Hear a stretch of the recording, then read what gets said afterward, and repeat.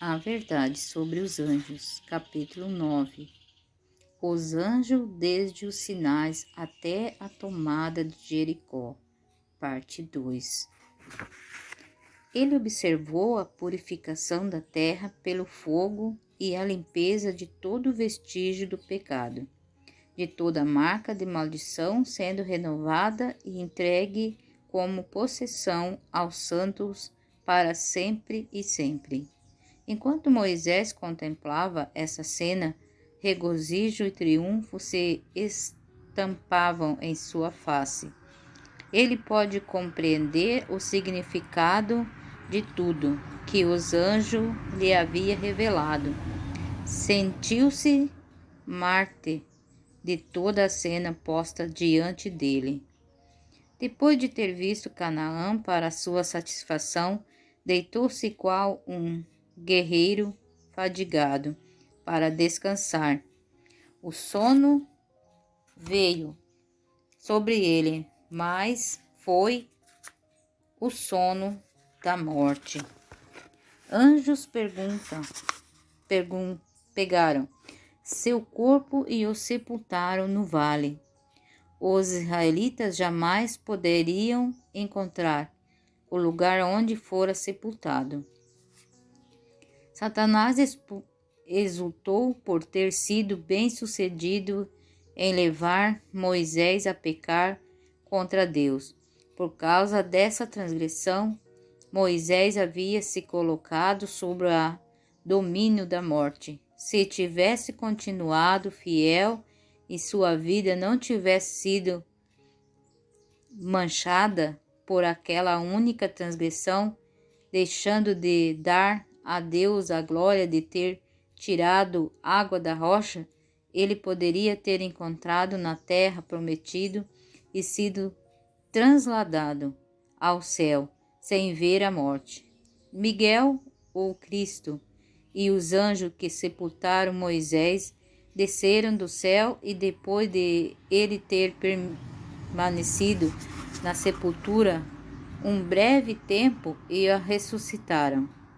O poder da sepultura nunca tinha sido quebrado, e Satanás reclamava como prisioneiros seus tantos os que estavam no túmulo para jamais serem libertos da tenebrosa prisão. Pela primeira vez, Cristo estava para dar vida aos mortos.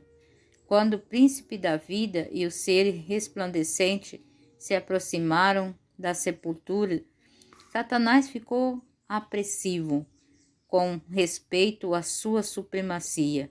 Com seus anjos mau, levantou-se para contestar a invasão do território que alegava ser sua posse. Quando Cristo e os anjos se aproximaram da sepultura, Satanás e seus anjos surgiram junto dela e ficaram a guardar o corpo de Moisés para que não fosse removido. Quando Cristo e seus anjos chegaram perto, Satanás resistiu à aproximação, mas foi compelido pela glória e o poder de Cristo e de seus anjos a recuar. Reclamou o corpo de Moisés por causa de sua única transgressão, mas Cristo mansamente o remeteu ao Pai, dizendo: O Senhor repreenda você. Cristo disse a Satanás que sabia ter Moisés humildemente se arrependido de seu único erro, que mancha nenhuma repousava sobre seu caráter, e que seu nome permanecia no livro celestial, sem contaminação, e então Cristo ressuscitou o corpo de Moisés. Balaão, o profeta apostatado, mediante um de seus anjos, Deus apareceu à noite a Balaão, perguntando-lhe: Quem são esses homens que estão com você?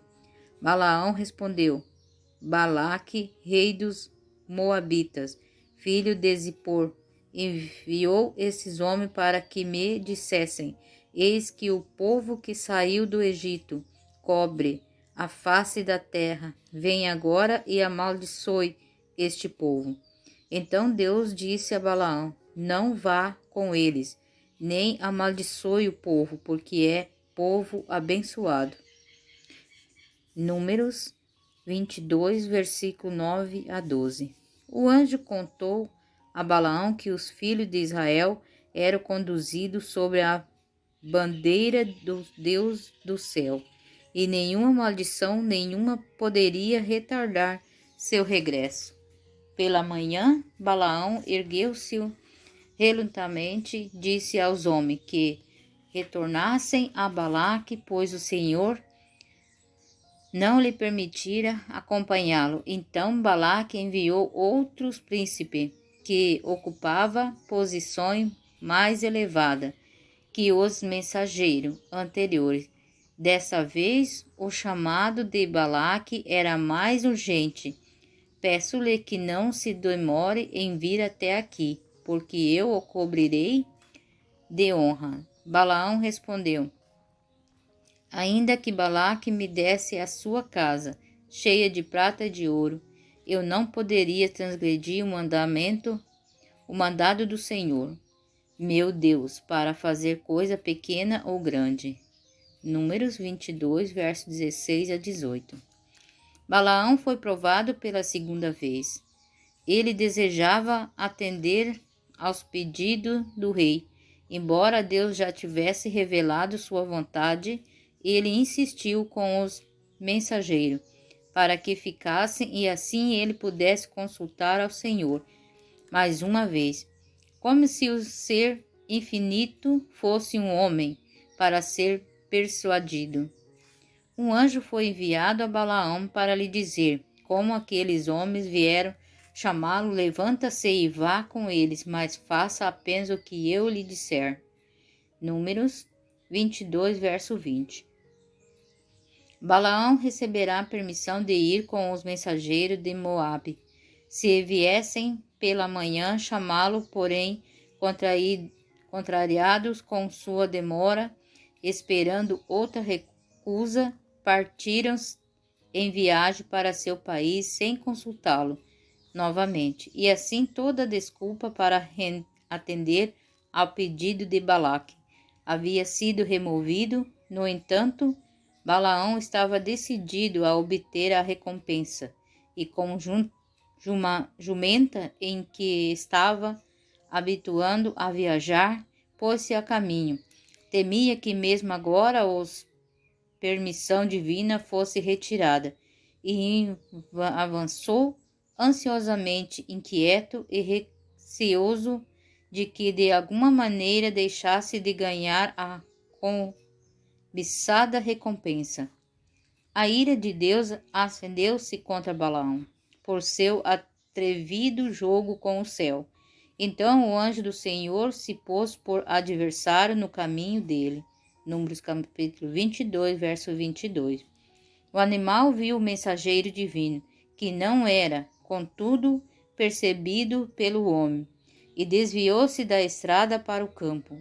Com pancadas cruéis, Balaão o trouxe novamente para o caminho.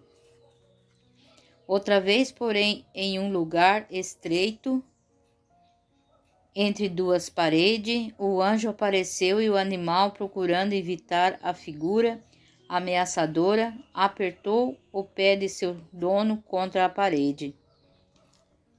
A raiva de Balaão não teve limite e com uma vara espancou o bicho, com mais crueldade do que antes. Então Deus abriu a boca da jumenta e por meio daquele mudo animal de carga, falando com voz humana, refreou a insensatez do profeta. 2 Pedro, capítulo 2, verso 16. O que foi que eu fiz a você? Disse a jumenta. Para que você me espancasse já 3 vezes. Número 22, verso 28.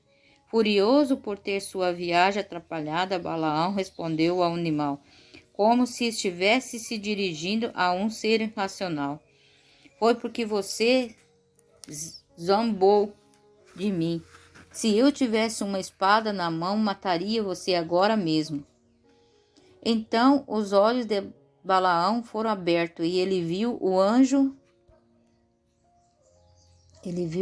de Deus parado empunhando uma espada, pronto para o matar. Aterrorizado, inclinou a cabeça e se prostrou com o rosto em terra. O anjo lhe disse: Por que você já espancou a sua jumenta 3 vezes? Eis que eu saio para ser o seu adversário, porque o seu caminho é perverso diante de mim. A jumenta me viu e já 3 vezes se desviou de mim. Se ela não tivesse se desviado, eu teria matado você e a teria deixado com vida. Quando viu o mensageiro do Senhor, Balaão exclamou aterrorizado: Pequei porque não sabia que o Senhor estava neste caminho para se opor a mim. Agora, se parece mal aos seus olhos, se quer seguir viagem, voltarei. Números capítulo 22, verso 34. Depois que o anjo advertiu fortemente Balaão contra a satisfação dos desejos dos moabitas, permitiu-lhe seguir seu caminho. Balaque encontrou Balaão e perguntou por que tardara tanto em vir ao ser solicitado. Balaão respondeu: Eis que estou aqui diante de você. Números, capítulo 22, verso 38. Explicou: Então que não tinha autoridade para dizer coisa alguma. Falaria aquilo que Deus pusesse em sua boca, e nada além disso. Balaão encomendou o sacrifício de acordo com os ritos religiosos. Deus enviou seu anjo para se encontrar com Balaão, para lhe dar a palavra que deveria proferir assim, como fizera anteriormente, quando Balaão estava inteiramente a serviço do Senhor. Então o Senhor pôs a palavra na boca de Balaão. Então Balaão preferiu a sua palavra e disse: Balaque me fez vir de Arã, o rei de Moabe, dos montes de Oriente. Venha, disse-me ele, e amaldiçoe Jacó. Venha e denuncie Israel. Como posso amaldiçoar a quem Deus não amaldiçoou? Como posso denunciar a quem o Senhor não denunciou? Números, capítulo 23, versos 5, 7 e 8. Balaque estava desapontado e irado, e ele exclamou: O que foi que você me fez? Eu a chamei para amaldiçoar os meus inimigos, mas eis que você somente os abençoou. Número 23, verso 11. Pensou que a impressionante aparecia do acampamento de Israel? Havia impedido que Balaão proferisse a maldição. Imaginou que se levasse o profeta a um ponto em que a visão de Israel não fosse tão vantajosa, seria possível obter a maldição. Uma vez mais em Zofim, Balaão ofereceu sacrifício queimado e após-se em comunicação com o anjo de Deus, novamente o anjo lhe ordenou o que deveria dizer. Josué conduz Israel a Canaã. Os israelitas choraram profundamente a morte de seu líder, Moisés, e dedicaram 30 dias à cerimônia especial em sua memória. Josué era agora o reconhecido líder de Israel. Então foram dadas ordens para que se preparasse para a investida. Partindo de seu acampamento, o povo desceu até a margem de Jordão. 4 anjos celestiais sempre acompanharam a arca de Deus em todas as suas peregrinações, para guardá-lo do perigo e cumprir toda a missão que dele se requeria em relação à arca. Jesus, o Filho de Deus, seguido de anjo celestial, colocou-se à frente da arca para quando esta desceu ao Jordão. As águas se dividiram em sua presença. Cristo e os anjos permaneceram junto à arca e ao sacerdote no leito do rio até que todo Israel passou pelo Jordão. Se os olhos de Josué tivessem sido abertos e ele tivesse suportado a visão, teria contemplado os anjos do céu, contemplado os anjos do Senhor acampados em torno dos filhos de Israel. O treinado exército do céu viera para combater em favor do povo de Deus, e o capitão dos exércitos do Senhor estava lá para comandar.